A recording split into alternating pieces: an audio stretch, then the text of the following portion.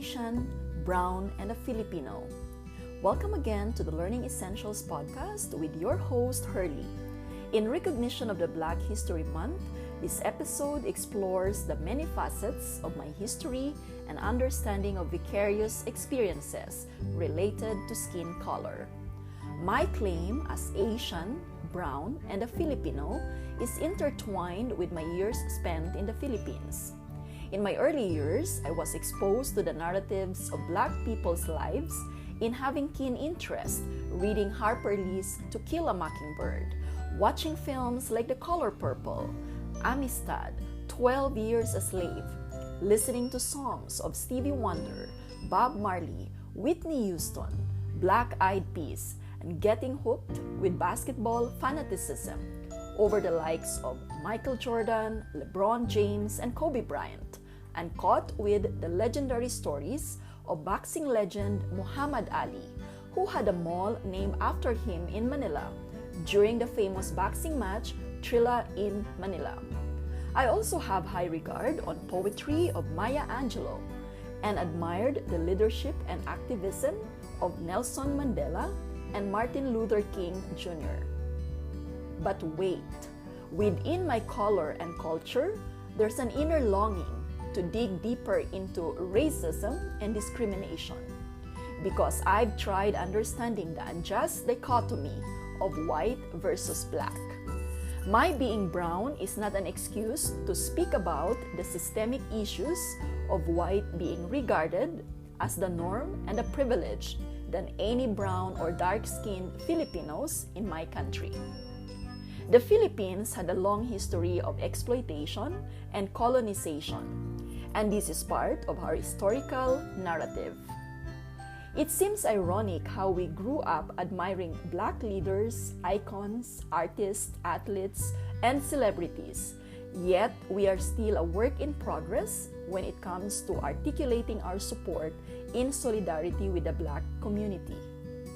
I hope that the younger generation in my country would make a stand on issues against Black, Indigenous, and racialized people. My migration to Canada brought me into another narrative, which allows me to see of what racism truly is. In the classroom, where I am with my fellow immigrants, Black and racialized minority, I encourage them to tell their stories.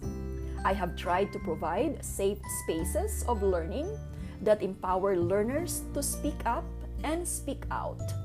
I don't just read books or watch films. I create authentic dialogues with my students through meaningful interactions and support.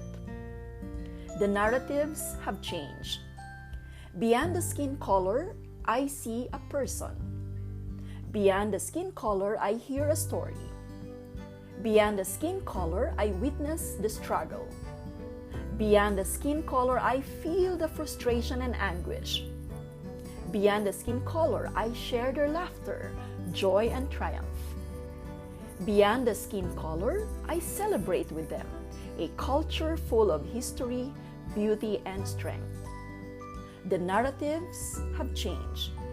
Let's reinvigorate the narratives that heal and empower.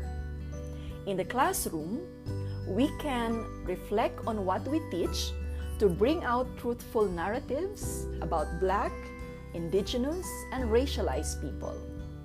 Also, reflect how we teach social issues that matter. Lastly, explore more proactive ways of providing safe spaces, diverse opportunities, and meaningful resources both in in-person and virtual learning.